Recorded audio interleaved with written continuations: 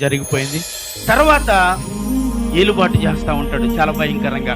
ఎలాంటి వాడైనా పర్వాలేదయ్యా, పువ్వుల్లో పెట్టి చూసుకుంటే చాలు, బాధ పెట్టకుండా రాగకుండా, అవమానకరమైన పరిస్థితులు నా భర్త వల్ల రాకుండా ఉండాలని ఆ స్త్రీ ఎన్నో రాత్రులు బాధపడుతూ ఉంటుంది. ఒకవేళ భర్త లాంటి వాడైతే తల్లిదండ్రి వస్తారు చూడటానికి, అమ్మ ఎలా ఉంది జీవితం అంటే చాలా బాగుంది, కానీ లోపల ఉండే దుఃఖం ఏంటో తెలుసా? అమ్మా, ఇలాంటి వాడికి నన్ను కట్టిపెట్టారు, డబ్బులకు ఆశపడా ఇలాంటి వారికి కట్టిపెట్టారు, మీరు డబ్బున్న వారని కదా మీరు ఇచ్చి వివాహం చేశారు, కానీ వీడికి డబ్బు ఉంది, అధికారం ఉంది, అన్నీ ఉన్నాయి, అహంకారం ఉంది, ప్రేమ మాత్రం లేదమ్మా అంటుంది. కానీ పైకి చెప్పలేదు, పైకి చెప్పుకోలేదండి.